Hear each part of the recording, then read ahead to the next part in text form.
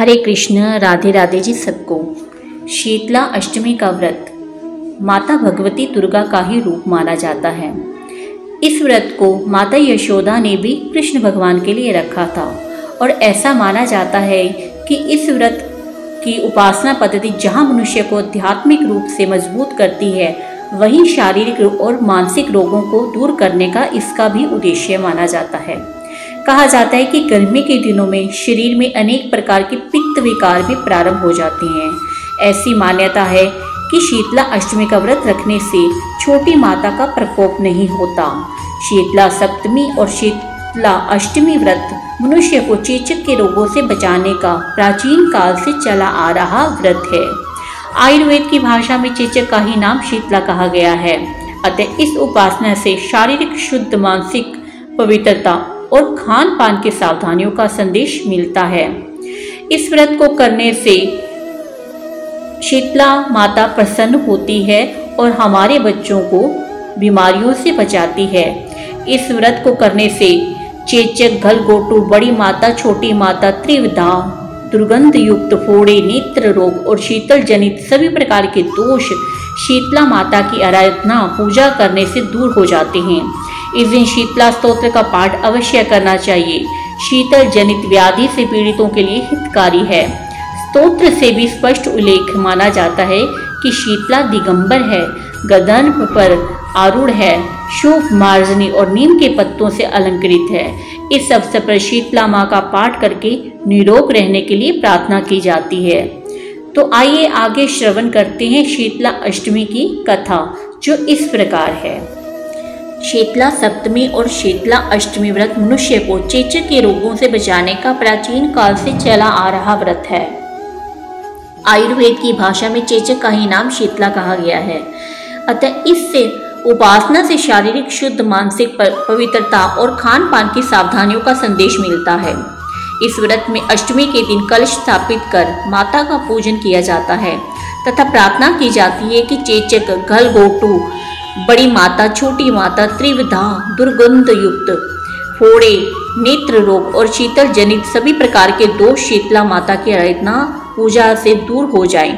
इस दिन शीतला स्तोत्र का पाठ शीतल जनित व्याधि से पीड़ितों के लिए हितकारी है। स्तोत्र में भी स्पष्ट उल्लेख है कि शीतला दिगंबर है, गदर्भ पर आरूढ़ है, शुभ मार्जनी और नीम पत्तों से अलंकृत है। इस अवसर पर शीतला माँ का पाठ करके निरोग रहने के लिए प्रार्थना की जाती है। तो आइए आगे श्रवण करते हैं शीतला अष्टमी की कथा। एक बार एक राजा के इकलौते पुत्र को शीतला निकली। उसी के राज्य में एक काची पुत्र को भी शीतला निकली हुई थी। काची परिवार बहुत गरीब था और भगवती का उपासक था। वह धार्मिक दृष्टि से जरूरी समझे जाने वाले सभी नियमों को बीमारी के दौरान भी भली भांति निभाता रहा। घर में साफ सफाई का विशेष ख्याल रखा जाता था। नियम से भगवती की पूजा होती थी। नमक खाने पर पाबंदी थी। सब्जी में न तो छोंक लगता था और न कोई वस्तु भुनी तली जाती थी। गर्म वस्तु न वह स्वयं खाता, न शीतला वाले लड़के को देता था। ऐसा करने से उसका पुत्र शीघ्र ही ठीक हो गया। उधर जब से राजा के लड़के का शीतला का प्रकोप हुआ, तब से उसने भगवती के मंडप में शतचंडी का पाठ शुरू करवा के रखा था। रोज हवन व बलिदान होते थे।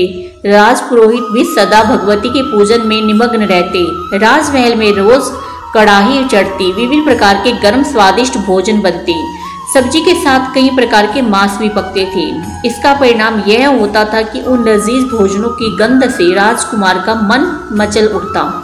वह भोजन के लिए जिद करता। एक तो राजपुत्र और दूसरे इकलौता, इस कारण उसकी अनुचित जिद भी पूरी कर दी जाती। इस पर शीतला का कोप घटने के बजाय बढ़ने लगा। शीतला के साथ साथ उस बड़े बड़े फोड़े भी निकलने लगे, जिसमें खुजली व जलन आदि होती थी।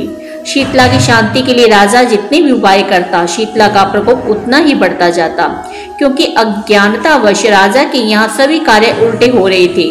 इससे राजा और अधिक परेशान हो उठा। उसकी समझ में नहीं आ रहा था कि इतना सब होने के बाद भी शीतला का प्रकोप शांत क्यों नहीं हो रहा है।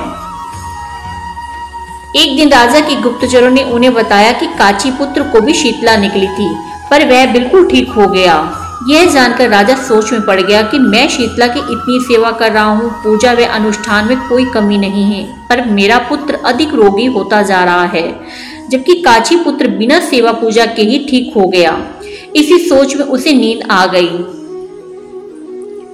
श्वेत वस्त्र धारणी भगवती ने उसे स्वप्न में दर्शन देकर कहा, हे राजन, मैं तुम्हारी सेवा अर्चना से प्रसन्न हूँ, इसलिए आज भी तुम्हारा पुत्र जीवित है। इसके ठीक न होने का कारण यह है कि तुमने शीतला के समय पालन करने योग्य नियमों का उल्लंघन किया।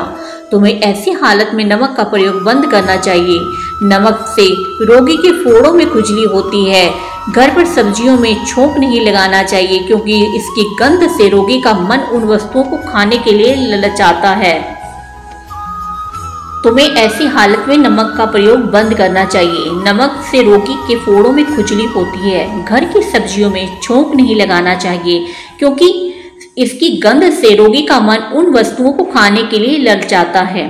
रोगी का किसी के पास आना जाना मना है, क्योंकि यह रोग औरों को भी होने का भय रहता है। अतः इन नियमों का पालन कर तेरा पुत्र अवश्य ही ठीक हो जाएगा।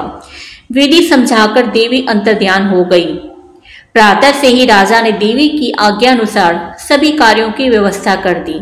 इससे राजकुमार की सेहत पर अनुकूल प्रभाव पड़ा और वह शीघ्र ही ठीक हो गया।